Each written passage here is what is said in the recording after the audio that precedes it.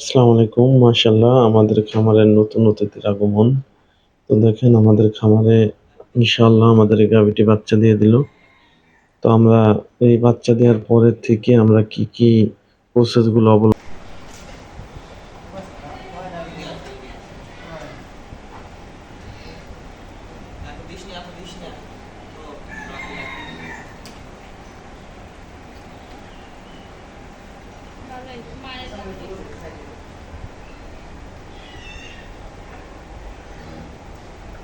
সময় ধরে ভাঙে নাই ছিল শাপলা এইটা বাজি গেছিল। তাছাড়া গরু আইছে ঠিক মতোই, ওর ঠিক পজিশন মতোই আল্লাহর রহমতে আসছে, কিন্তু ওই পাও বাইজে গেছিল উপরের দিকে।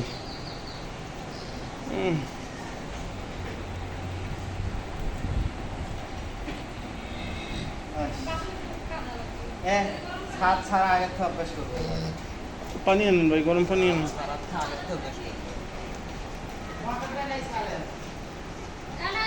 পরে মোটর পরে মোটর পরে আগে পানি পানি খাওয়াই নয়। তুমি দেবে না আল্লাহ ভরসা, আল্লাহ দেখেছেন।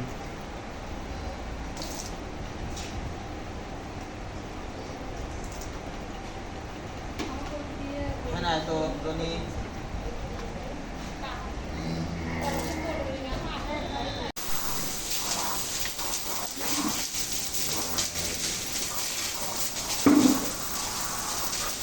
পানি দিয়ে যা করবো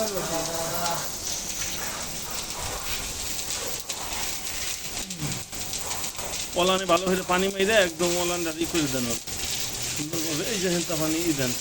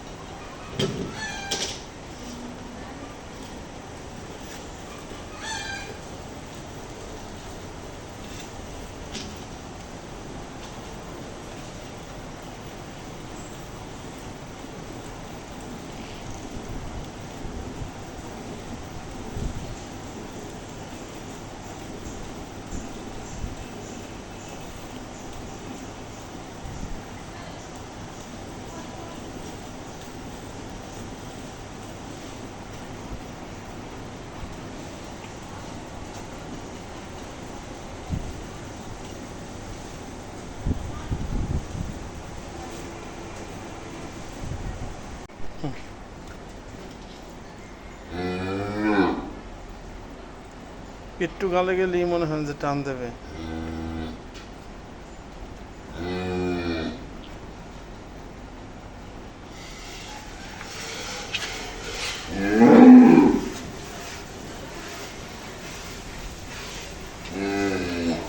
এই তো টান দিচ্ছে না।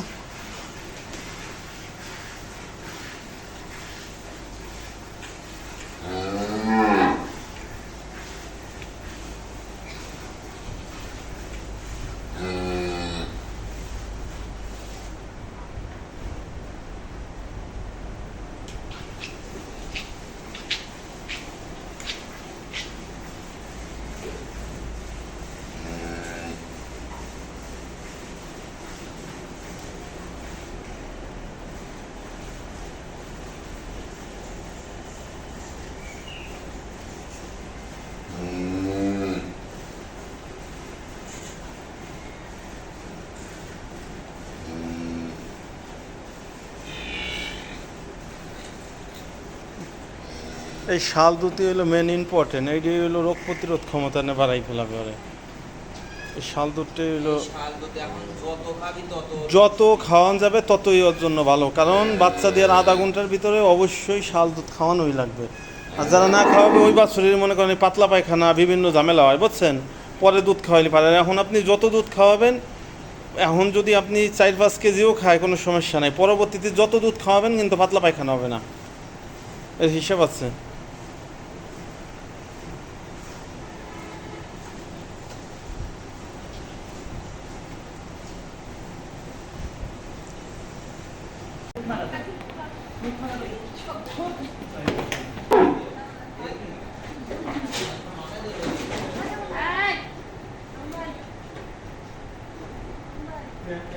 ওর বাচ্চা